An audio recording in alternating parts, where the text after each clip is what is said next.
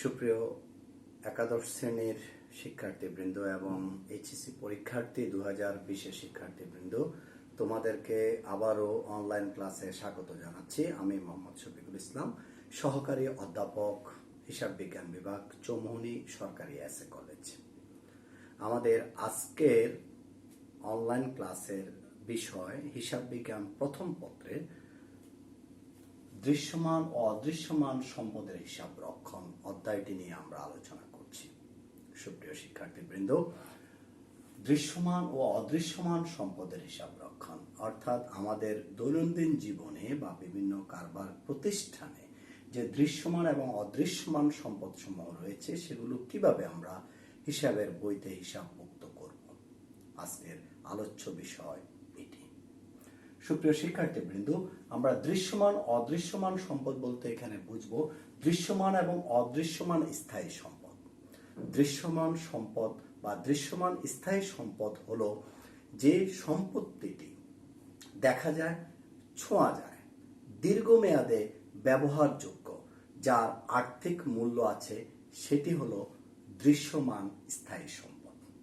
আর অদৃশ্যমান স্থায়ী সম্পদ হলো যেটি দেখা যায় না, ছোঁয়া যায় না, কিন্তু আর্থিক মূল্য আছে, অর্থাৎ স্পর্শ করা যায় না, আর্থিক মূল্য আছে এবং দীর্ঘ সময় প্রতিষ্ঠানের মুনাফা অর্জনে সহায়তা করে থাকে, সেটি হলো অদৃশ্যমান স্থায়ী সম্পত্তি। আরেকটি স্থায়ী সম্পদ আছে, সেটি হলো প্রাকৃতিক সম্পদ, ন্যাচারাল রিসোর্সেস, যেমন প্রাকৃতিক গ্যাস, তেলের খনি, স্বর্ণের খনি, কয়লা ইত্যাদি ইত্যাদি। তো আমরা এই চ্যাপ্টারে মূলত 3 ধরনের লেনদেন নিয়ে কাজ করব। একটি হলো স্থায়ী সম্পত্তি ক্রয়, আরেকটি হলো স্থায়ী সম্পত্তির বিভিন্ন কারণে যে মূল্য কমে যায় অর্থাৎ অবচয়, আরেকটি লেনদেন হবে অবচয়, আরেকটি হবে স্থায়ী সম্পত্তি বিক্রয়। তাহলে আমরা যখন স্থায়ী সম্পত্তি ক্রয় করব, সেটা নগদে হোক অথবা বাকিতে হোক, সেটা অথবা চেকের মাধ্যমে হোক, সেটা আমরা সবাই জানি। এটা কিভাবে আমরা হিসাবভুক্ত করতে হয় সেই জাবেদাটি আমরা সবাই জানি। যে সম্পত্তি আমরা ক্রয় করব, সংশ্লিষ্ট সম্পত্তি ডেবিট, নগদে ক্রয় করলে নগদান ক্রেডিট, আর যদি চেকের মাধ্যমে আমরা ক্রয় করে থাকি তাহলে ব্যাংক ক্রেডিট। আর যদি আমরা সেই স্থায়ী সম্পত্তিটি বাকিতে ক্রয় করে থাকি, বাকিতে অর্জন করে থাকি, তাহলে প্রদেয় হিসাব হলো ক্রেডিট। এখন আমরা এই অধ্যায়ে মূলত পরীক্ষায় যে জায়গা থেকে প্রশ্ন আসে সেটি হলো অবচয়। আমরা অবচয় নিয়ে একটু আলোচনা করব, তার পরবর্তীতে আমরা চলে যাব যে কিভাবে লেনদেনগুলোকে হিসাবভুক্ত করে থাকে। সুপ্রিয় শিক্ষার্থীবৃন্দ, চলো আমরা অবচয় নিয়ে একটু কথা বলি। অবচয়ের ইংরেজি শব্দ হলো ডেপ্রিসিয়েশন। এই ডেপ্রিসিয়েশন শব্দটি ল্যাটিন শব্দ ডিপ্রিচিয়াম শব্দ থেকে এসেছে। এটি একটি ল্যাটিন শব্দ, ডিপ্রিচিয়াম। এই শব্দ হতে আমাদের ডেপ্রিসিয়েশন শব্দটির উৎপত্তি ঘটেছে, যার বাংলা হলো অবচয়। এখন ডিপ্রিচিয়াম, এটা আমরা একটু ভাগ করে নিই। ডিপ্রিচিয়াম, ডি বাংলা অর্থ হলো হ্রাস পাওয়া বা ক্ষয় পাওয়া, আর প্রিচিয়াম শব্দের অর্থ হলো মূল্য। তাহলে ডিপ্রিচিয়াম পূর্ণাঙ্গ শব্দ দ্বারা বাংলা অর্থ দ্বারা মূল্য হ্রাস পাওয়া। এখন কিসের মূল্য হ্রাস পাবে? যেহেতু আমরা এখানে দৃশ্যমান এবং অদৃশ্যমান স্থায়ী সম্পত্তি নিয়ে আলোচনা করতেছি, সুতরাং মূল্য হ্রাস পাবে, স্থায়ী সম্পদের মূল্য হ্রাস পাবে। তাহলে অবচয় বলতে আমরা কি বুঝি? অবচয় বলতে আমরা তখন বুঝবো যে স্থায়ী সম্পত্তির মূল্য হ্রাস পাওয়া। এটাকে আমরা একটু সংজ্ঞা আকারে উপস্থাপন করতে পারি। বিভিন্ন কারণে স্থায়ী সম্পত্তির মূল্য হ্রাসকে অবচয় বলে। এটি একটি সনাতন ধারণা, অর্থাৎ আগে আমরা বলতাম যে স্থায়ী সম্পত্তির বিভিন্ন কারণে মূল্য কমলেই সেটা হলো অবচয়। আবারও বলছি, এটি একটি সনাতন ধারণা। এখন এই বিভিন্ন বিভিন্ন কারণগুলো কি? বিভিন্ন কারণগুলো তোমরা দেখো আমাদের হোয়াইট বোর্ডে দেয়া আছে। অবচয়ের কারণ, কি কারণে সম্পত্তির মূল্য হ্রাস পেতে পারে? 1 নম্বর হলো ব্যবহারজনিত ক্ষয় ক্ষতি, অর্থাৎ আমরা যদি কোনো সম্পত্তি, স্থায়ী সম্পত্তি ব্যবহার করি তখন সেটার যে ক্ষয়ক্ষতি হয়, যে মূল্যটা কমে যায়, সেটাই হলো অবচয়। যেমন যন্ত্রপাতি, সরঞ্জাম, আসবাবপত্র, এগুলো আমরা দৈনন্দিন জীবনে ব্যবহার করে থাকি, কারবার প্রতিষ্ঠানে ব্যবহার করে থাকি। এই ব্যবহারকরণের কারণে দেখা যায় যে একটা সময় গিয়ে এটার মূল্য হ্রাস পেতে থাকে। নিষ্কাশনজনিত পরিমাণ হ্রাস, এটি সাধারণত আমরা বিভিন্ন খনি, তারপর হলো সিলেট পাথর, বনভূমি ইত্যাদি জাতীয় সম্পত্তি হতে যখন দ্রব্য নিষ্কাশিত হয় তখন দেখা যায় যে এটার পরিমাণ হ্রাস পেতে থাকে। তারপর সময়ের প্রবাহ, দেখা যায় যে সময় অতিবাহিত হওয়ার সাথে সাথে সম্পত্তির মূল্য হ্রাস পেতে থাকে, যেমন ইজারা সম্পত্তি, গ্রন্থস্বত্ব ইত্যাদি। অপ্রচলন, অনেক সময় দেখা যায় যে বাজারে নতুন প্রযুক্তির যখন আবির্ভাব ঘটে তখন দেখা যায় যে চালু সম্পত্তিগুলো আর বাজারে চলে না চলার কারণে দেখা যায় যে ওই সম্পত্তিগুলোর মূল্য হ্রাস পায়। আরেকটি কারণ হলো বাজার মূল্যের স্থায়ী পতন। অনেক সময় দেখা যায় যে নতুন প্রযুক্তি আসলে নতুন প্রযুক্তি দ্বারা উৎপাদিত পণ্যের ব্যয়টি অনেক বেশি হয়, দেখা যায় যে মূল্য অনেক বেশি হয়, কিন্তু যখন ওই প্রযুক্তি দ্বারা যখন প্রচুর পরিমাণে পণ্য উৎপাদন হয় তখন সেই পণ্যের মূল্য কমে যায়, যার কারণে দেখা যায় যে বাজার মূল্যের একটা স্থায়ী পরিবর্তন পরিলক্ষিত হয়। যেমন আমরা দৈনন্দিন জীবনে যেটি ব্যবহার করি, মোবাইল ফোন, এক সময় দেখা যায় যে এটির মূল্য ছিল অনেক বেশি, ধরাছোঁয়ার বাইরে, কিন্তু এখন প্রচুর উৎপাদনের কারণে প্রযুক্তির কল্যাণে এটির মূল্য অনেক কমে গেছে। অস্বাভাবিক কারণ, দেখা যায় যে বিভিন্ন সময় বিভিন্ন দুর্ঘটনা ঘটতে পারে, আগুন লাগা, ঝড়, ঘূর্ণিঝড়, তারপর ভূমিকম্প ইত্যাদি কারণে দেখা যায় যে সম্পত্তির একটা অস্বাভাবিক ক্ষতি হতে পারে, মূল্য কমে যেতে পারে, সেটি হলো অস্বাভাবিক কারণ। সুপ্রিয় শিক্ষার্থীবৃন্দ, এখন আমরা এই যে 6টি কারণ লিখেছি, আরো অনেক কারণ থাকতে পারে। এর মধ্যে প্রথম 3টি কারণকে বলা হয় অভ্যন্তরীণ কারণ,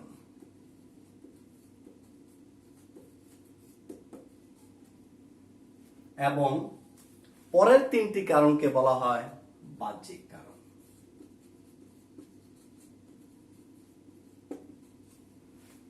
সুপ্রিয় শিক্ষার্থীবৃন্দ, অবচয়ের প্রথম 3টি কারণ যেটা আমরা লিখেছি এটি হলো অভ্যন্তরীণ বা অন্তর্নিহিত কারণ, আর পরের 3টি হলো বাহ্যিক কারণ।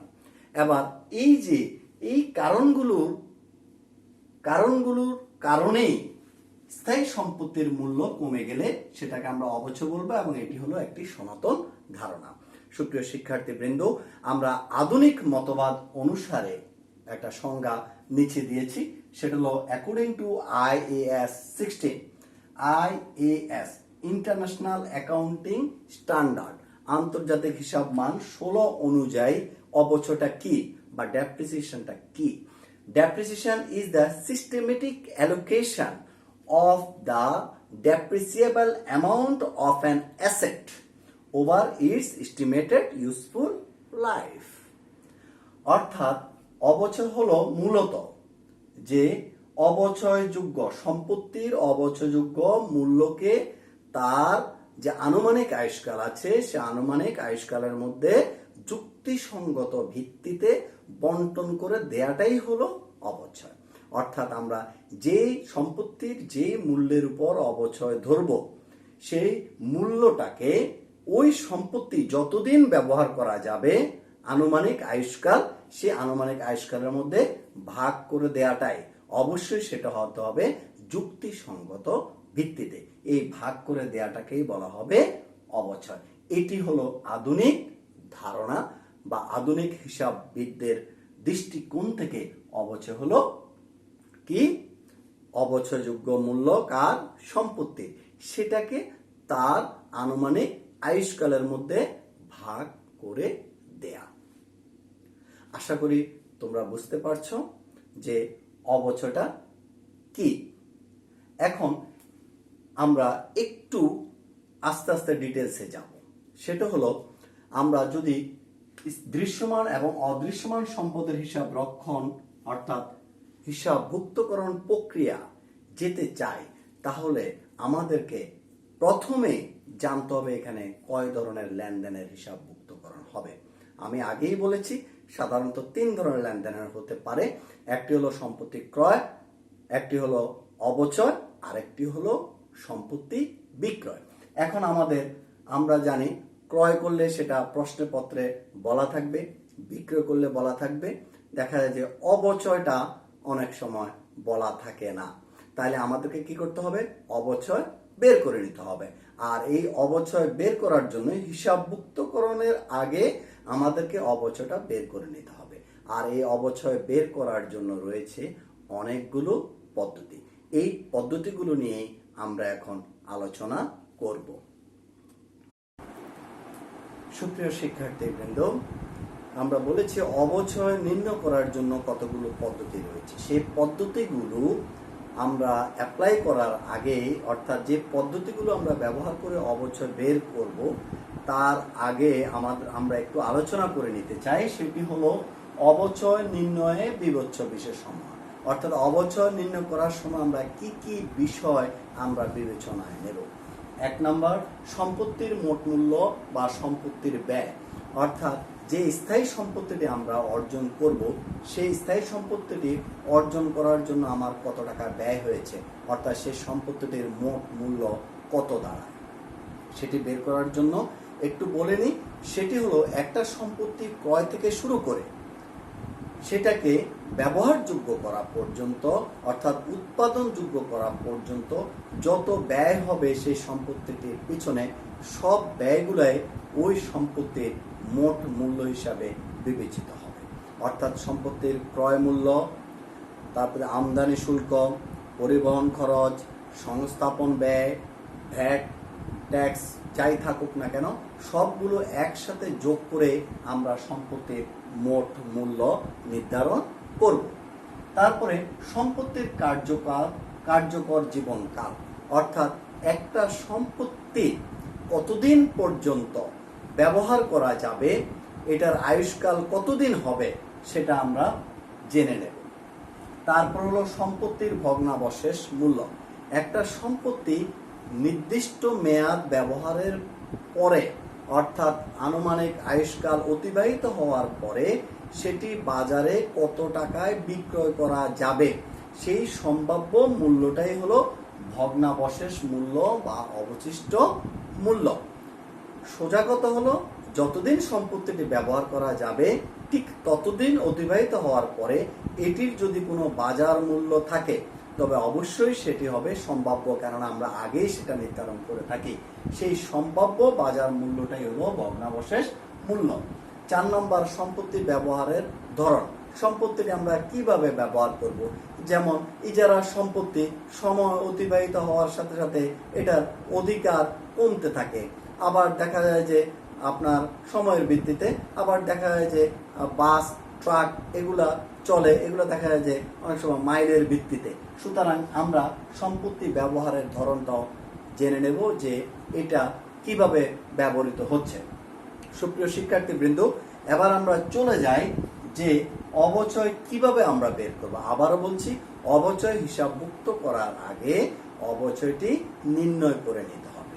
সেই অবচয় নির্ণয় করার জন্য, নির্ধারণ করার জন্য আমাদের হিসাব বিজ্ঞানে অনেকগুলো পদ্ধতি রয়েছে।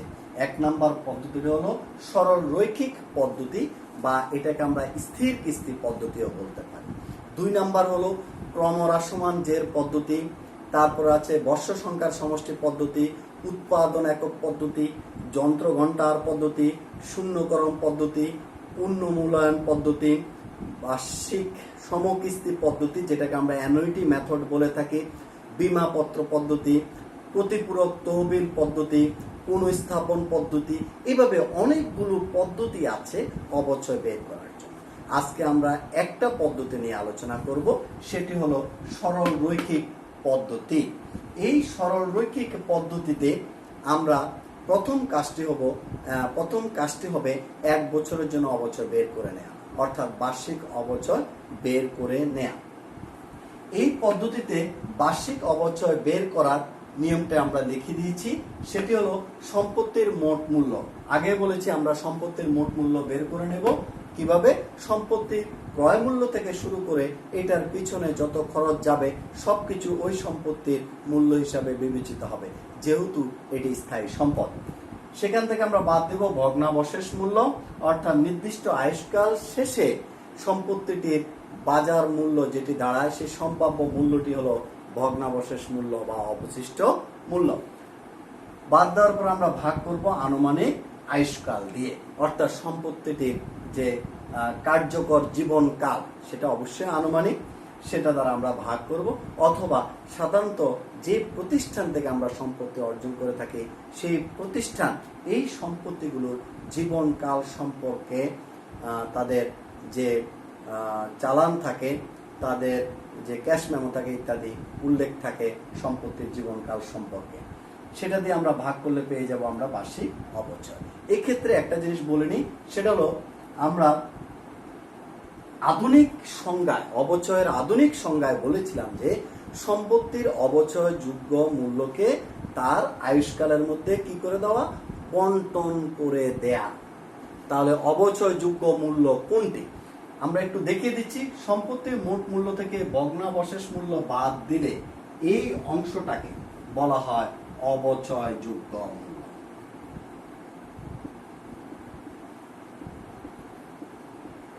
সম্পত্তির অবচয়যোগ্য মূল্য হলো কি, সম্পত্তির মোট মূল্য থেকে ভগ্নাবশেষ মূল্য বাদ দিলে যা পাবো সেটাই হলো অবচয় যোগ্য মূল্য, এবং সেটাকে আনুমানিক আয়ুষ্কালের মধ্যে আমরা ভাগ করে দেব। সুতরাং আমরা পেয়ে যাব বার্ষিক অবচয় বা 1 বছরের অবচয়। সুপ্রিয় শিক্ষার্থীবৃন্দ, অনেক সময় প্রশ্নের মধ্যে আয়ুষ্কাল দেয়া থাকে না, অবচয়ের হার দেয়া থাকে। তখন আমরা অবচয় বের করব যথারীতি সম্পত্তির অবচয়যোগ্য মূল্য, মোট মূল্য বিয়োগ ভগ্নাংশ মূল্য গুণ অবচয়ের হার। আবার অনেক সময় দেখা যায় যে একটা প্রশ্নের পত্রে 2-3টি সম্পদ দেয়া থাকে এবং একটা সম্পদের আয়ুষ্কাল দেয়া থাকে, বাকি সম্পদগুলোর আয়ুষ্কাল দেয়া থাকে না। তখন আমরা কিভাবে অবচয় বের করব? তখন আমরা প্রথম সম্পত্তি যেটার আয়ুষ্কাল দেয়া থাকবে সেটা দ্বারা আমরা অবচয়ের হার বের করে নেব, এবং অবচয়ের হার বের করে তারপরে আমরা প্রত্যেকটি সম্পত্তির বার্ষিক অবচয় বের করব ওই নির্ণয়কৃত অবচয়ের হার দ্বারা।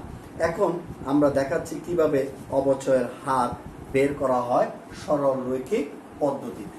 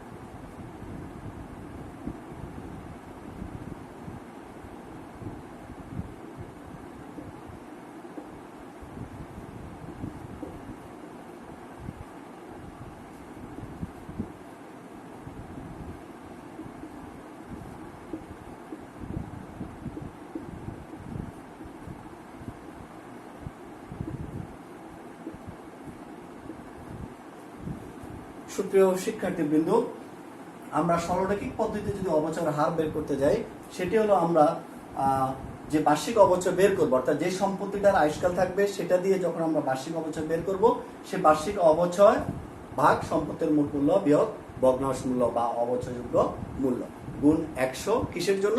শতকরা প্রকাশ করার জন্য।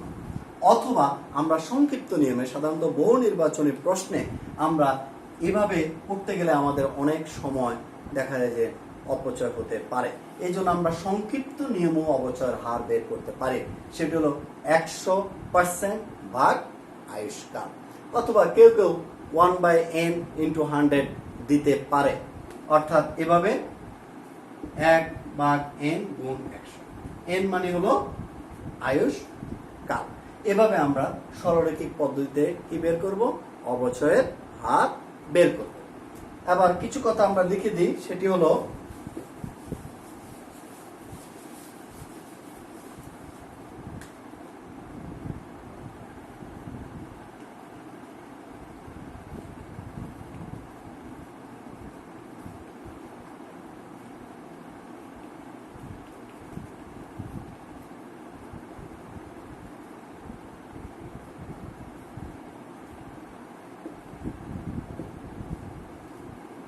এই পদ্ধতিতে প্রতি বছরের অবচয় কি হবে? সমান হবে। এর কারণ, যেহেতু আমরা সম্পত্তির অবচয়যোগ্য মূল্যকে তার আনুমানিক আয়ুষ্কালের মধ্যে ভাগ করে দিচ্ছি, সুতরাং এই ক্ষেত্রে প্রতি বছরের অবচয় সমান হবে। অর্থাৎ এই পদ্ধতিতে যদি আমরা বার্ষিক অবচয় বের করে নিই, তাহলে পরবর্তীতে আমাদের যত বছরের অবচয় বের করতে বলবে, তত বছর প্রত্যেক বছর আমাকে আর নতুন করে অবচয় নির্ণয় করতে হবে না, কেননা এই পদ্ধতিতে প্রতি বছরের অবচয় কি হবে? সমান হবে, যদি সম্পত্তিটি পূর্ণ বছর আমরা ব্যবহার করে থাকি। আর যদি আমরা পূর্ণ বছর ব্যবহার না করি, অর্থাৎ দেখা যায় 3 মাস, 6 মাস অথবা বছরের মাঝামাঝি সময় আমরা সম্পত্তিটি ক্রয় করেছি, তখন দেখা যায় যে অনেক সময় 6 মাসের অবচয় নির্ণয় করার প্রয়োজন পড়ে, অথবা 3 মাসের অবচয় নির্ণয় করার প্রয়োজন পড়ে। তো সেক্ষেত্রে আমরা কি করব? আমরা যে বার্ষিক অবচয়টি বের করব, সেই বার্ষিক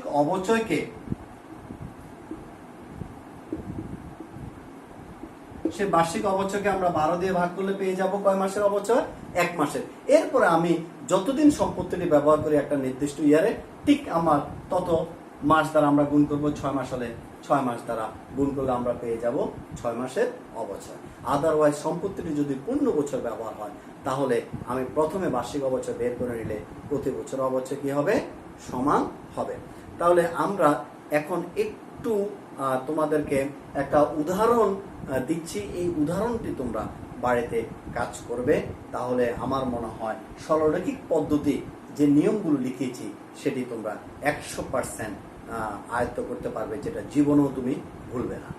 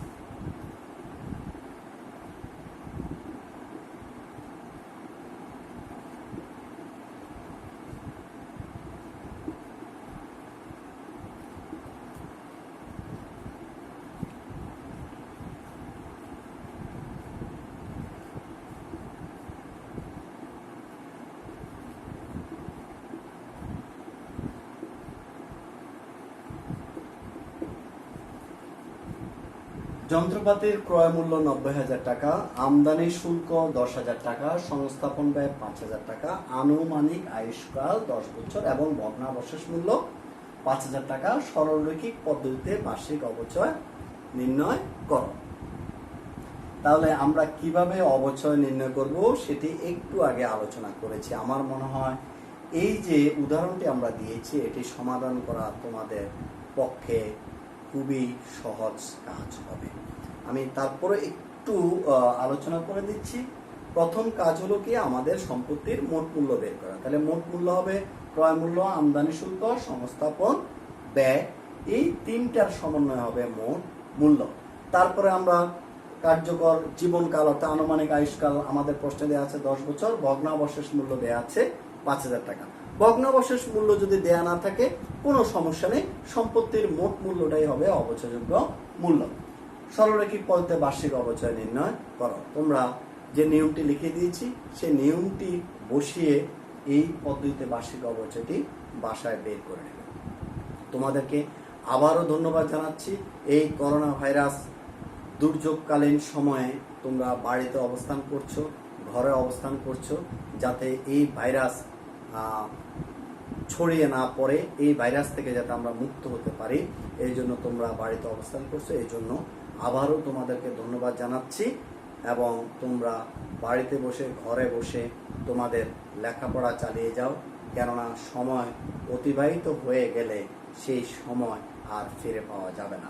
যতটুকু সম্ভব অনলাইন ক্লাসগুলো অনুসরণ করো এবং বাড়িতে বসে তোমরা অনুশীলন করো, লেখাপড়া করো। ভালো থাকবা, সুস্থ থাকবা। আবারও পরবর্তী ক্লাসে তোমাদের সাথে দেখা হবে অনলাইনের মাধ্যমে। ধন্যবাদ সবাইকে।